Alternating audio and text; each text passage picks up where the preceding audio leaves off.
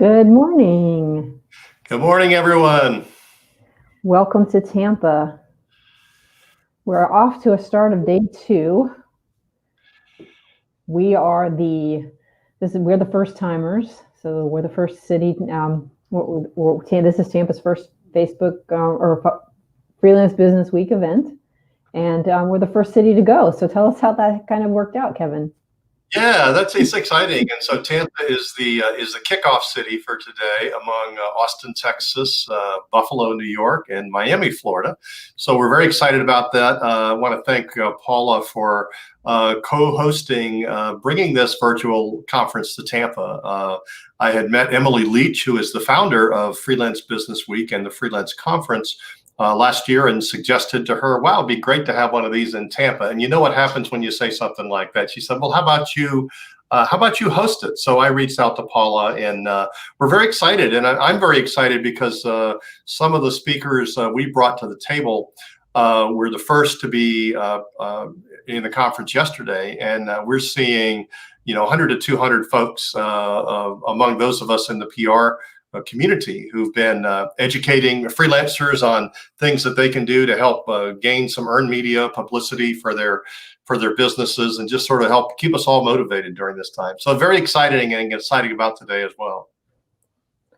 Awesome. Well, I thought we would take a little bit of a different approach today. I know that, well, I guess that before I introduce that concept, can you talk a little bit about kind of how you got started with Emily in terms of the live event and how we transitioned that? Because having an interactive component, which we're going to attempt here in a minute, will give us an opportunity to exercise some of that networking. But tell us a little bit about what in a normal year Freelance Business Week would look like here in Tampa. Yeah, so Emily has a national conference that she does every year called FreeCon, and I believe it's typically held in Denver. And of course, there was one planned for this year, like everything else, and it had to be canceled because of COVID-19. And then typically there is one of these freelance business weeks in various cities throughout the country. And they're held at various times, a lot of it dependent on weather and those types of things. But again, all of those were canceled this year. And so we kind of got together, and once I sort of inserted myself in the loop, we agreed that why didn't we not only obviously do something virtual, but as opposed to each city sponsoring their own event. Since there's no boundaries related to virtual, let's just all come together, and decided on the week of the 14th of September. And then we kind of coordinated our efforts, and each city coordinator was asked to bring to the table a few speakers, and then we coordinated agendas and schedules so that there was no overlap. So, throughout the day, you may be hearing from a speaker in Tampa or Miami or Buffalo, or we even have some folks who are even not in the host cities. So that's the nice thing about virtual. And we've got something like 420 people registered for the conference. So I would say it's been a huge success, but that's kind of where we got where we are. And I think that's one of the great things about, always try to look for the silver lining, and all of us being safer at home for months and not being able to get out. And I think putting together something like this certainly is a silver lining to what has happened, and is keeping us all together and networking. And I know that's one of the questions we want to ask for those who are willing to participate today. Mm-hmm. So I'm going to put up on the screen here a bit.ly link. It is case sensitive. So if anybody would like to join us on screen, I welcome you to type in that code, and we'll bring you in. We can have up to 10 people on at a time. So if you're interested and want to join in, if you're not camera ready, we'll allow you to join in just audio only. Or if you want to just post a question at the bottom, if you scroll down to the bottom of your screen, there is the question and answer flow format there that we can address questions there. But I guess just to kick things off while we're waiting to see if anybody would like to join in the conversation and do a little bit of networking. That is the kind of the big question for people for business development purposes right now, and how freelancers are maintaining their connections to the outside world during this time. So that was one of the questions I had posed. How are things going with you, Kevin, as far as your business goes, and how are you continuing to network while we're in this transitionary time?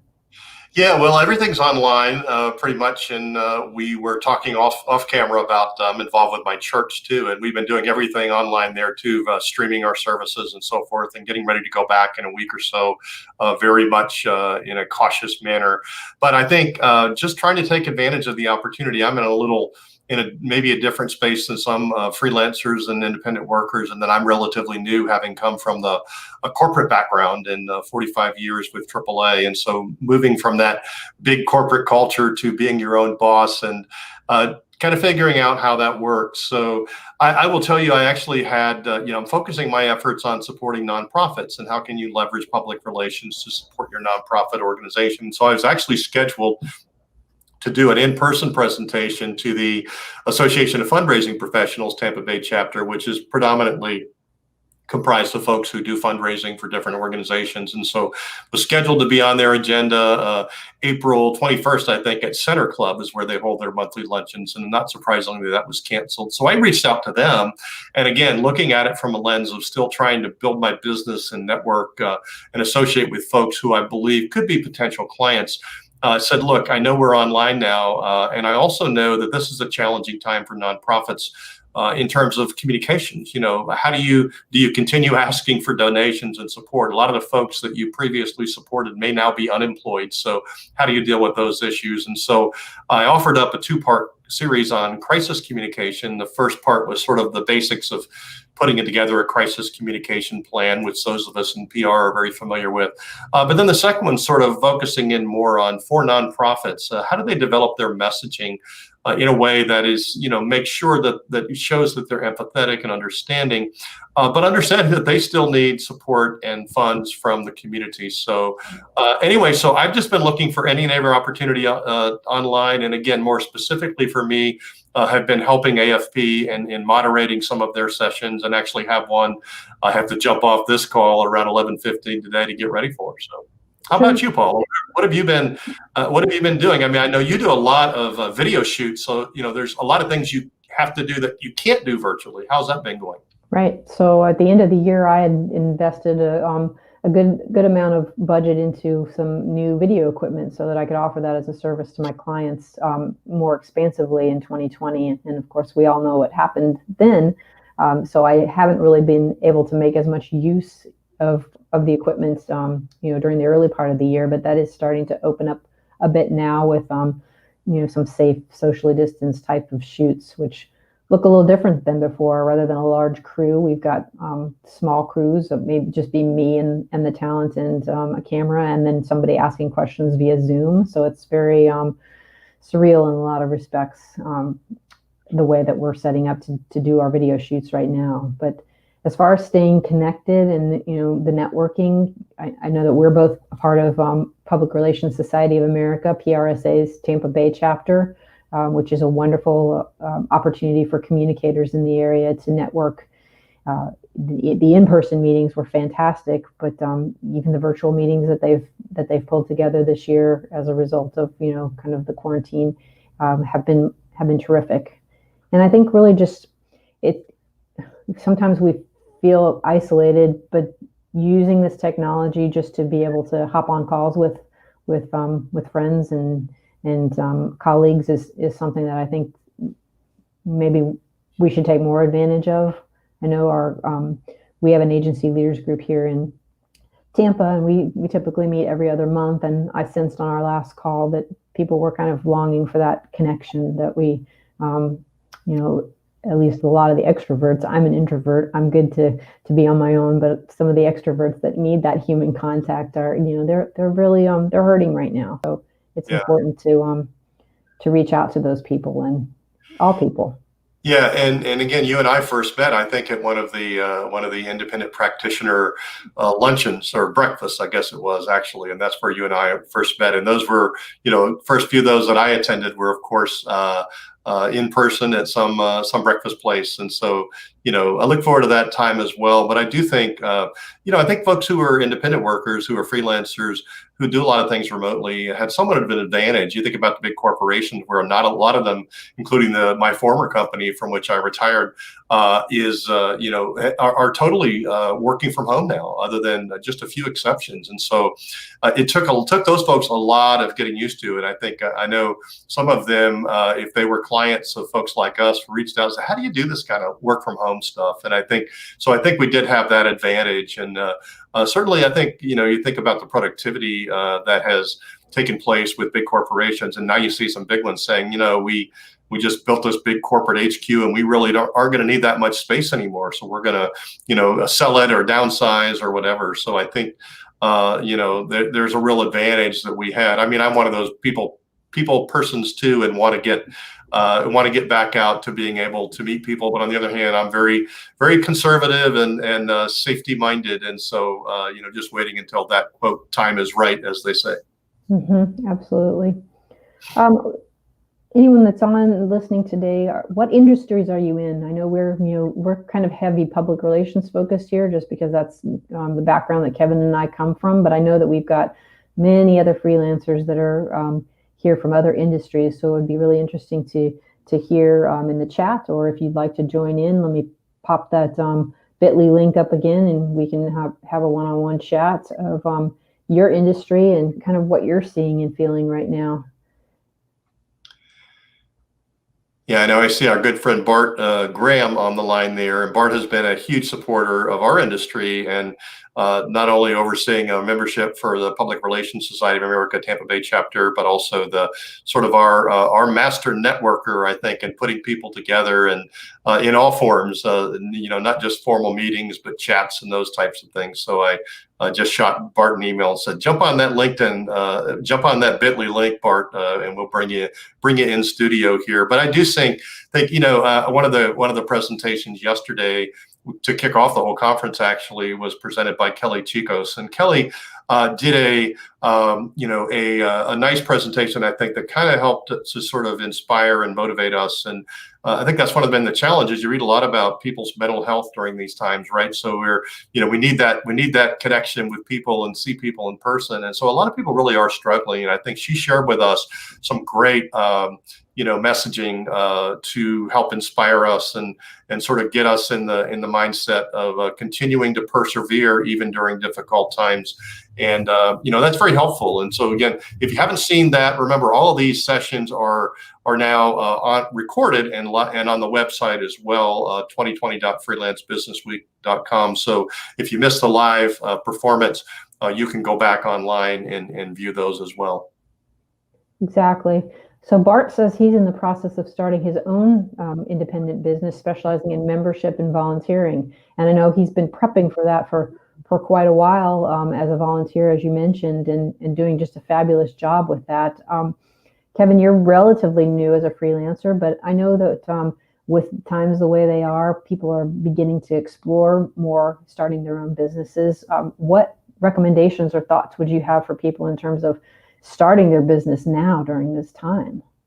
Well, I would say that you have time. So if you're not having to go to an office or whatever and drive out and meet people for appointments, I think you can be a lot more efficient with your time. So I would say look at that as a sort of a blessing, that you have a lot of time, and more time than you would have at home, and to be able to network. And yes, that a lot of that networking is taking place online now as opposed to in person. But I think again, I guess I'm fortunate in that I did have a 45-year career, so I wasn't I'm a senior practitioner, as we call ourselves. So I had that opportunity to have a little bit of time to be able to be a little bit patient and start developing my products and my services, and was very fortunate to have during my first year on my own a really nice client that was on a retainer basis. So that certainly helped me. But I am in the position now where I'm getting a little bit more eager.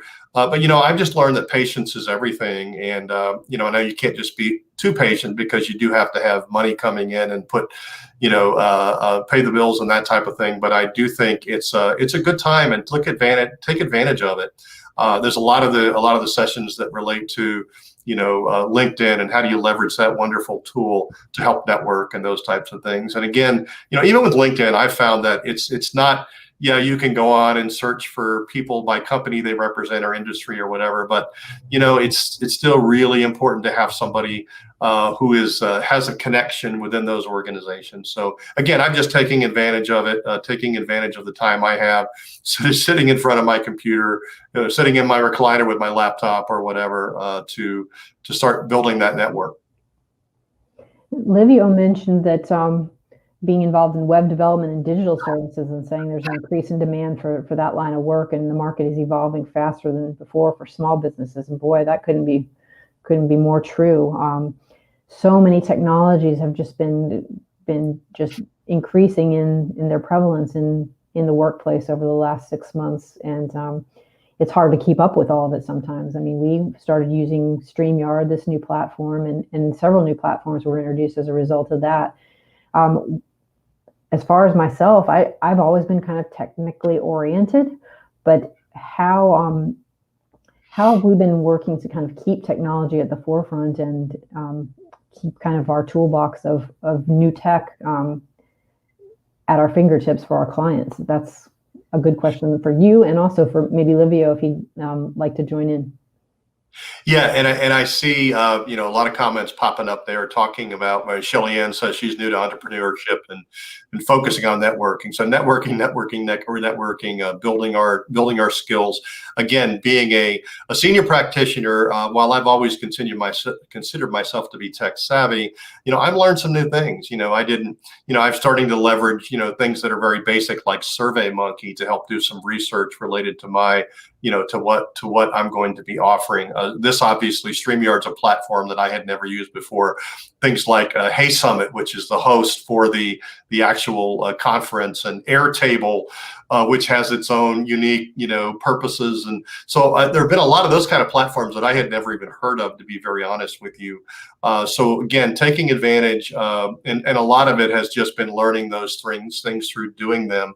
I've got a friend who's a retired marketing guy who has been helping me sort of develop my business plan, and he said, well, we need a CRM platform. And of course I knew what CRM meant, but I'm like, well, do I really need that? And so we ended up with a sort of a budget friendly one called Less Annoying CRM. I don't know if any of y'all have ever heard of it, but it's great. It's user friendly. It doesn't have maybe all the bells and whistles that a full-blown CRM platform might, but I don't really need that. So I think it's just really been learning those things, trying to be selective though, because I think you can get sucked into doing a lot of things and buying a lot of platforms and downloading a lot of software. And I think of it in terms of, do I really need that? Do I need that complex platform? I wanted to follow up on another thing, that you had mentioned, and some of our folks who were commenting, is the demand for folks who are independent workers now. And it doesn't matter whether you're in PR, marketing, sales, training, HR, consulting in general, or whatever. But a lot of corporations and companies have downsized, and a lot of times, they still need the services from the individual or the departments they've eliminated, but they don't want to have that payroll and those benefits and that kind of thing. So it's a great opportunity for independent workers to say, look, I can, be your temporary worker to help provide your needs in training, or, social media, or PR, or marketing, or sales, or whatever. So great opportunity to reach out to folks through those networks to, offer up your services, because the need is still there. And it's a way for companies and corporations who may have downsized to, sort of fill that gap, and it may turn into something permanent. And we've been doing this for some time, and we're nimble, and I think that's given us a lot of opportunities, as you mentioned, that may not have been as prevalent before. I noticed, and I'm popping it up again, a comment from Michelle. These industries, they're being hit really hard right now. My heart hurts for the folks in the hospitality. I was in the hotel industry previously, and I live in downtown St. Pete, so I see a lot of these little restaurants along here that are really hurting right now. How can we help people in that industry, and how can we take our talents as freelancers? to lift them up at this time and maybe provide added value for them and new ways for them to do business. And Michelle, if you're interested in popping on and talking with us a little bit more about that, I'm going to go ahead and put that bit.ly link back up. You can do voice or video. Stand by. Yeah, and just while we're waiting on that, again, I think there's an opportunity there again to look at what are the unique needs that we know are going to continue. So, Florida, for example, is, tourism is our number one industry, right? Agriculture is sort of a close second, I guess. But, it's really impacted our industry, and not only as a state, but in, certain markets like the Tampa Bay area, Metro Tampa area.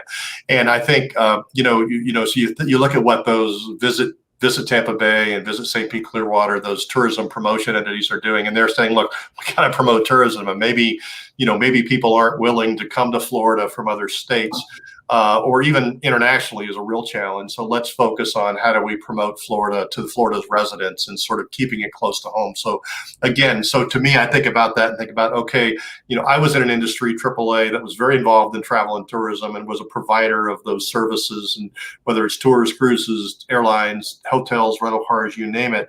How can I use my expertise, having been involved in that industry, to bring something of value to the table to the folks who are running those organizations? In my case, I actually was a part of some campaigns that we did to sort of focus on, local drive trips and those types of things. So again, I can only speak from my perspective as being in that industry and then being a public relations professional, but you can just kind of fill in the blanks. Anybody, how can you help sell? How can you help them market? How can you help them, improve their websites? How can you help them communicate with their targeted audiences, put together some creative messaging or whatever? So I think there's definitely an opportunity there, no matter what your competencies. Yeah, I've seen it in action. A lot of people coming forward to help, once they were able to continue to run restaurants with to-go items, to be able to help with that technology, to get them in a position where they were able to activate that, and just a complete pivot and transition of their businesses. And a lot of agencies and solos in the area have stepped up to the plate to kind of help provide that technology expertise for them to keep them going at this time. Yeah. Paula, one of the things I had learned in just sort of getting into this space, and again, Paula has sort of been my mentor in that regard, and I've so much appreciated her support and her help. But the freelance, independent worker, small business community is huge, and if you look at what we contribute overall to, whether it's gross domestic product or whatever those metrics are they use, it's significant. And so, one of the things that I know has been a challenge as we've gone through this time of COVID-19, and we continue, is, the financial implications of that. And certainly, we talked about corporations and, having to do furloughs and layoff that a lot of times result in or turn into layoffs and those types of things. But, and lots of folks taking advantage of the payroll protection program and EIDL and all those kind of loans and things. And so, I know that's been difficult and challenging. And I know that, one of the things that I've learned is there are opportunities for folks like us who are in business and, for ourselves to take advantage of some of those things. And just a plug for a program coming up, I think it's late Thursday, where we've got some folks, a couple of CPAs coming on to help us sort of talk through those things, the PPP and the loans, and how do you navigate those waters. But, it's been a challenge, because I think a lot of that, everybody was kind of viewing that this is really designed just to help big companies. And we found out, no, actually, there's a, and partly due to Freelance Network and Emily's group and folks she's associated with who lobbied in DC to make sure that the independent worker was a part of that formula. Absolutely. Marjorie Gordon had an interesting comment here that she's been freelancing as a journalist for decades, but she also does teaches. And I know that a lot of people in the independent realm find teaching at the university level a nice complement to their income. Any thoughts on that, and how in your circles you've heard that is a doable option? Yeah, oh, absolutely. Great idea. And actually, I'll just use my sister as an example. She's actually was a lifetime school administrator, and she retired about 3 years ago, and with plans of traveling with her husband, who unfortunately passed away unexpectedly. So she actually went from being an administrator back into the classroom, and so became a classroom teacher. Well, guess what? Come March, that ended too, because everything went online. But what she found, especially with some of the universities, I'll use St. Leo's because that's where she works. She's got a virtual position that even before COVID-19, she's is credentialed in education and in teaching. And so one of the things she does is that she's the person who monitors and observes teachers before they get their teaching degree to make sure they are doing certain things. So there's that kind of evaluation. So she's leveraged that opportunity that was already online, and now been able to, in addition to her virtual teaching in Citrus County with a group of third graders, is now able to do more with St. Leo's, because they're really focusing almost totally online. And while she's a kind of a person too that likes to be a people person or whatever, so I think that's a great opportunity. And I don't know that I know that if you want to do teaching, in person or be an adjunct or whatever, there's a lot of requirements on having your master's. I don't have my master's, but I think some of the online opportunities don't require that. And you think about teachers in general, whether it's at the college level or at the elementary or high school or whatever, they are desperate for people who are good communicators, who are good educators, who are, again, and we're all in that space in one way or another. And so I think there definitely are opportunities out there for folks who are interested in that. Absolutely. And I see so many of these solopreneurs that are very talented in developing a bunch of content for their audience that sometimes translates well to some of these educational courses. So definitely some opportunities there if you're so inclined to be looking in the education space to help supplement and complement your freelance work. Can I mention, you've got Lisa's first comment up there, but she mentioned, so she's found that trying to pivot during these times when there's little to no work in live entertainment is key. And so she asked herself, what skills are transferable? And I find that helps. And I think that's absolutely true. So you may, I guess take sales for an example. I'm not a salesperson, believe me, but people who are really good at sales can sell anything. I mean, you got to be familiar with your product or service, but it's that sales competency and that skill set that makes you a good salesperson. So maybe whatever you're selling ain't selling anymore. So what can you use how can you use those skills to sell something else? So that's a great comment, Lisa, is pivoting. That's another word we've learned a lot during this time, is how do we pivot during these times? And so what can you do that may not, there's maybe no demand for it in terms of how you were using that skill before, but maybe there's another industry. I'm just, early on in the pandemic, and a lot of companies were having to lay off and shut down and close, but then you had some, primarily those who operate largely online and technology, who were growing like crazy. Even some in the nonprofit and the startup sector who had just that right. And some of them would tell you it was just luck in terms of being at the right place in the right time. But you've had some tremendous growth in certain industries. Michelle's back with us talking about, most restaurant owners don't know marketing. Social media intimidates them, and they think of Facebook as only social media. It's I'm guessing the only social media that's out there. There are certainly opportunities for restaurants at this point that are definitely changing in that industry. I just, we see so many of these restaurants that are shutting down, even chains. I think that one of the side effects, at least that I've perceived from this whole situation, is the restaurants and the businesses, small businesses that were good at social media before all of this started and engaged with their clientele, their customers prior to this starting, probably had a bit of a leg up once the pandemic unfolded, and they were able to, one, know the platforms and the technology, but two, have that ready-made audience that was there to support them and help lift them up. If you didn't have that already, it was definitely a disadvantage starting out. Yeah, exactly. And again, looking at how do you make lemonade out of lemons, or those types of things. So again, I think the opportunity is there, and I think regardless of what industry you're in, just thinking about how you can bring something to the table. One of the questions that you had sort of thought that might be interesting to ask of each other and this group, and appreciate the great comments too. Lots of great comments. Thank you.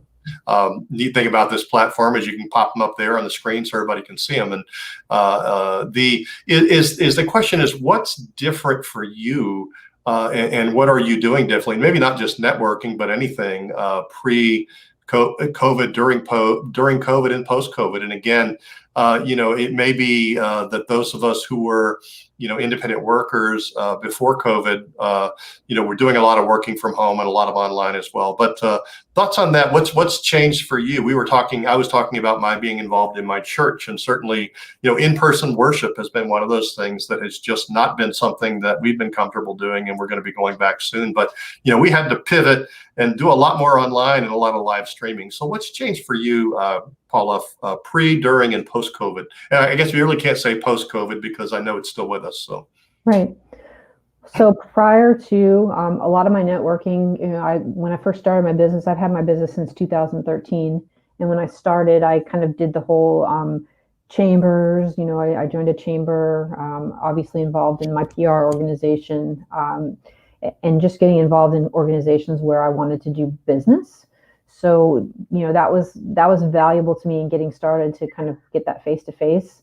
And as this started, again, I think the best things for me, at least from a mental health perspective and just a networking perspective, was to reach back out to people who I had maybe established connections with, even on a small level, years ago, just to check in on them and see how they are.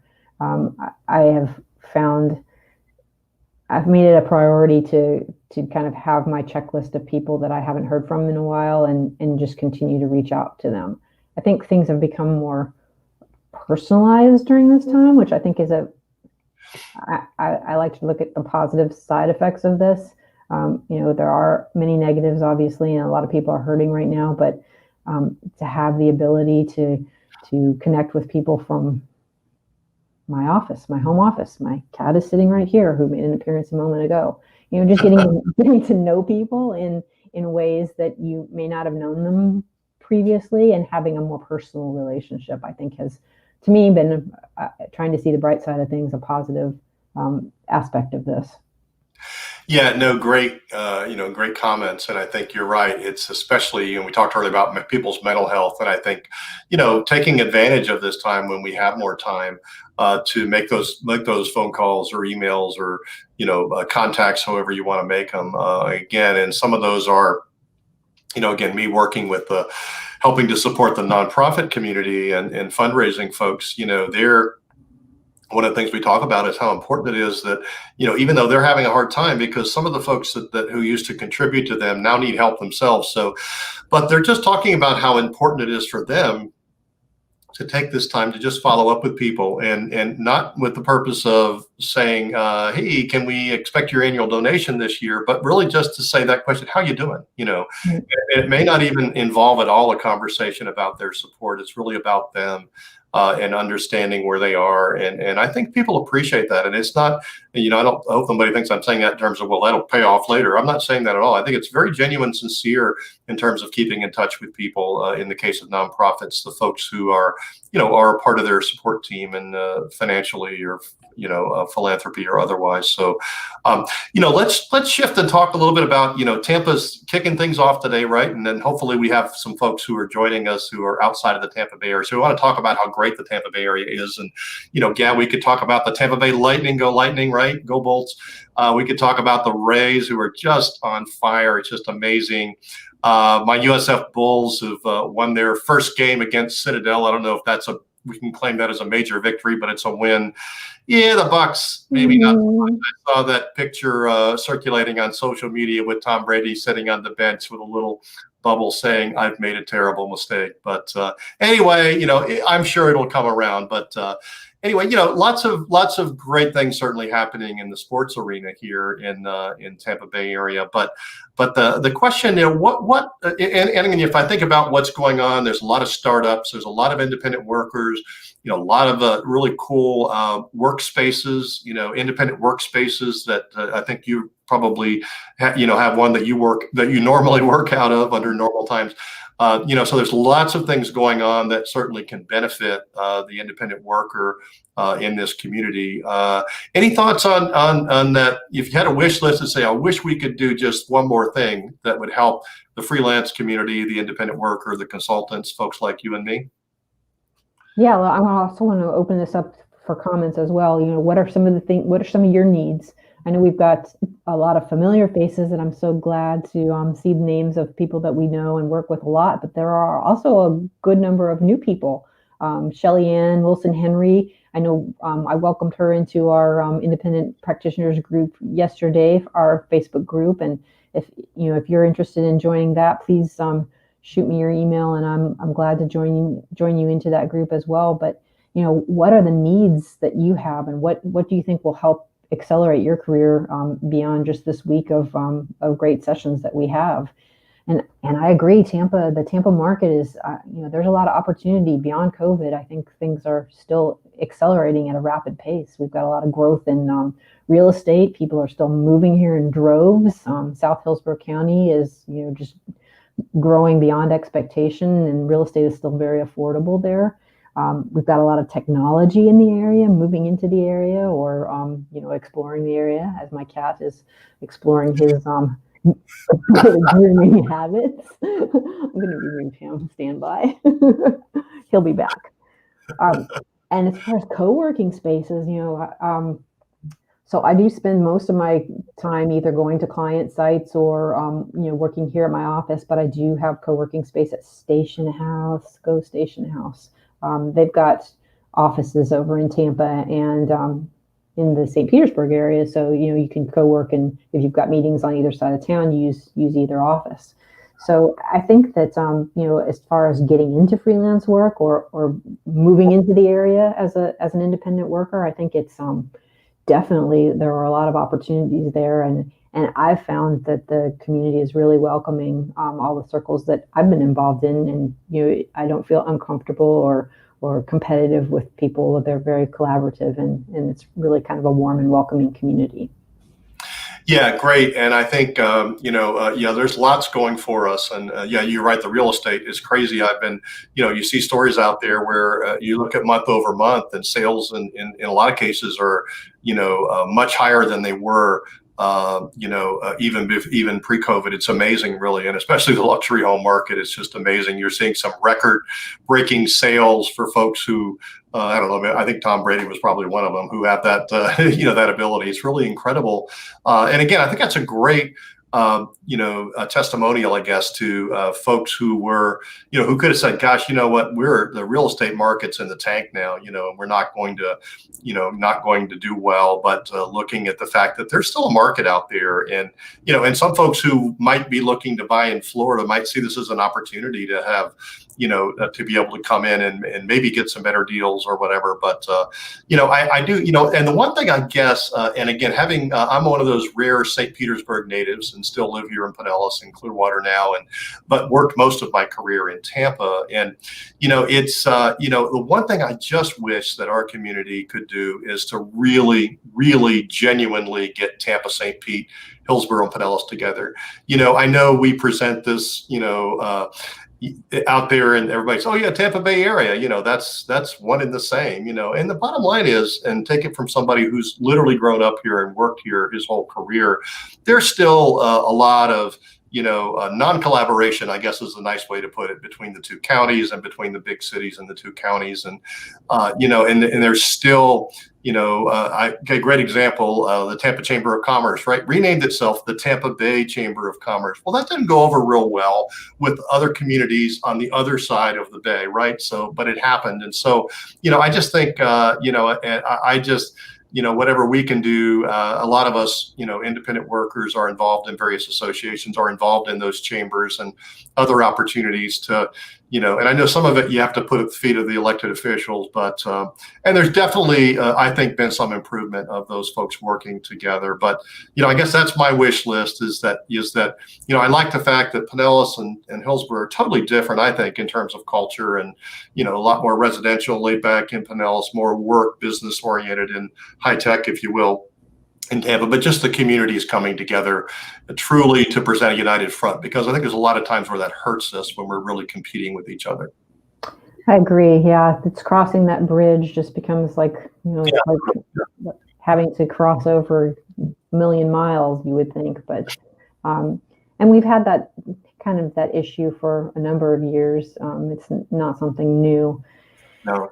I don't know what the easy answer is, because I think there's always going to be a degree of competition. But, in terms of getting people together and more unified, I think that our community could be, a great catalyst in that, because you've seen, even the speakers yesterday, just what a wonderful, diverse group of people. And I think that that's pretty special. I'm guessing, as far as organizations go, we've got our organizations that we're involved in. I haven't seen any other ones that have really popped up. What are the thoughts for Freelance Business Week and bringing it back to Tampa Bay for 2021? I think, I would just tell you from the standpoint of Emily, who's sort of the national coordinator of this, she's been so impressed with the speakers and the presenters that Tampa has brought to the table, as have I, and no surprise really there, because I think we reached out between you and I and found folks who we know would understand the audience that they're talking to, but really be able to bring some very important information and education and add value to that. And again, it's all free too, which is kind of cool. So I know that Emily's already thinking about next year and absolutely wanting to make sure Tampa's a part of that.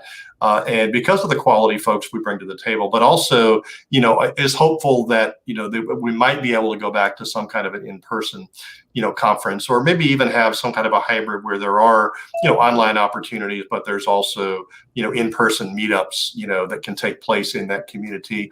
And that was actually one of the things I was kind of excited about, going back to my last point about being a little disappointed about the, needing more collaboration between the two counties and the two cities, is us being able to do that, having maybe hosting something at a co-working space in downtown Tampa, and then the next day in downtown St. Petersburg, and sort of getting those of us who are involved in the freelance space to help bring us together and realize from our perspective, it really doesn't matter. So that was one of the things I was kind of looking forward to. So I think, there's a lot of excitement. And folks who are listening in today too, if you have an interest in helping to be a part of that planning, whether it's for the the Freelance Business Week online, may or may not be the whole country like we're doing now. Maybe do that and something else separately. Certainly reach out to us, because we'd love to have your support.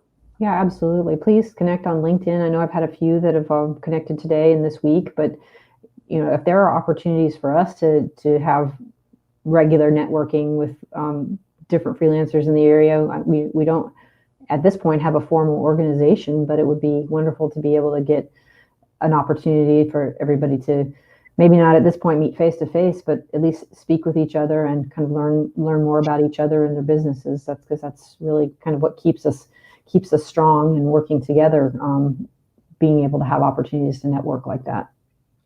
Yeah, and again, not surprised to see Bart say, "Count me in, Kevin." So, Bart, thank you for raising your hand. We appreciate that, and you've been a big supporter to our industry. But also, again, this isn't just PR folks. This is folks who are involved as independent workers in all fields and all industries. And thanks, Stephanie, for that endorsement. Yeah, let's get people to cross the bridges. So much creativity on both sides, and that's absolutely true. I think there are really amazing, exciting things that both Pinellas, Hillsborough, St. Pete, Tampa, Clearwater can bring to the table to make this community better.